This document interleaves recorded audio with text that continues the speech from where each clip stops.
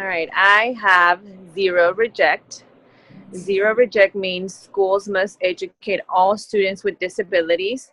No student with a disability may be excluded from a free and appropriate public education, regardless of the severity of his or of and her disability.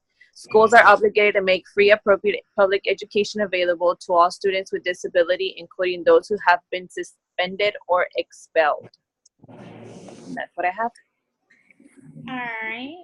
So I have non-discriminatory evaluation, and evaluating your potential special needs children to make sure that the assessments that you use do not go against any race, culture, or ethnicity, and make sure that all the questions are in terms that they will understand, and that there's no conflict like between words that mean one thing in their language but in our language something different.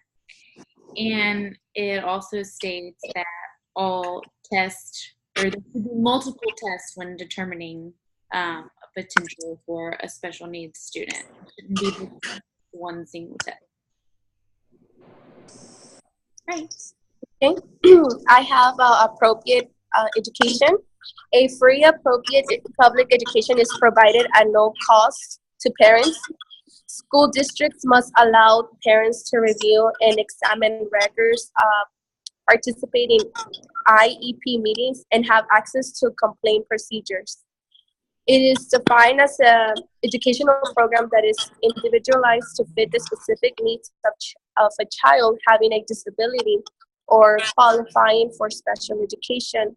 The program must meet the child's unique needs, provide access to the general education curriculum, and meet state grade level standards. And it also can include education. Appropriate education will include like parents will be able to receive require notice of their child, review their child's record, and challenge identifications, evaluations, and placement decisions like that the kid has. And that is mine. Okay, so mine's next. It's least restrictive environment, which is also abbreviated LRE.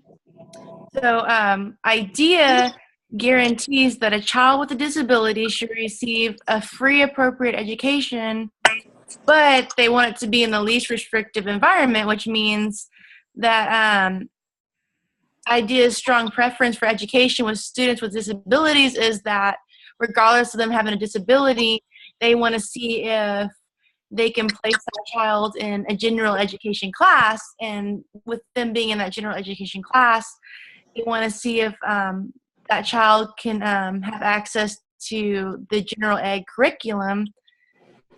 So when they're being placed with the general education classroom, regardless of disability, they want to see what like modifications, if there's any like supplementary material that'll help them in the general ed classroom. But like if none of that stuff really helps them, then the IEP team can determine that they cannot be satisfactorily educated with the general ed classroom. So from there, regardless, if any, regardless of them using aids or supplements, if none of those work, then the team's going to consider other placements for that child, outside of the classroom. So that's whenever, they see, what other accommodations, what special ed classroom would suit that student. So that's what the LRE means, and that's how it's determined. It's kind of like a case-by-case situation depending on the student and the methods they try with that student, their individual needs. Okay. I have parent and student participation in decision making. This principle reinforces the belief that in the education of students with disabilities is made more effective by strengthening the role of parents in the special education process. IDEIA requires that parents and students, as appropriate, participate in each step of the special education process. Students must be invited to participate in IEP meetings, which means their own individual education plan meetings. When transition services are to be discussed, this is usually during the time when they turn 18, so 18 to 21, they're able to make their own decisions regarding their education.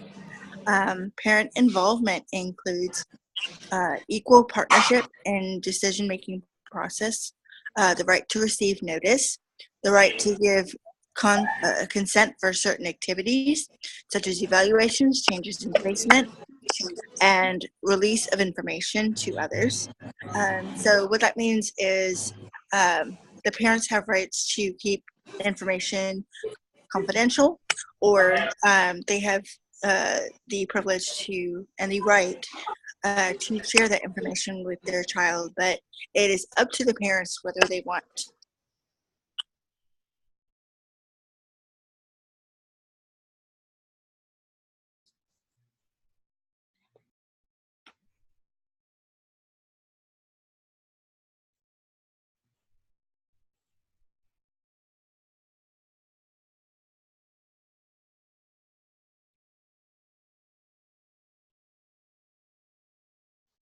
disability.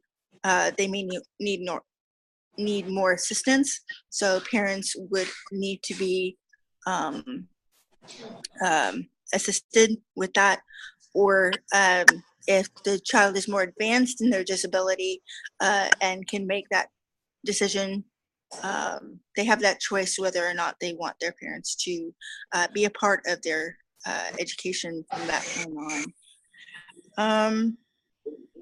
Procedural safeguards are a set of activities whose purpose is to ensure that the rights of children with disabilities and their parents are protected. All information needed to make decisions about the provisions are of a free, appropriate public education to the student is provided to parents of children with disabilities and to the student when appropriate.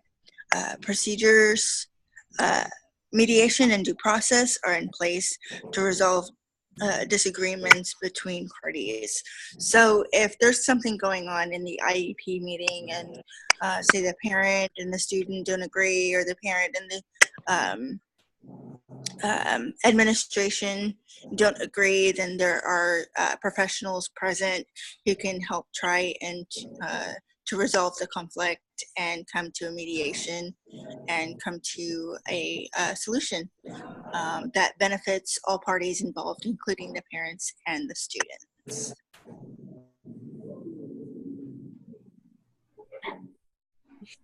I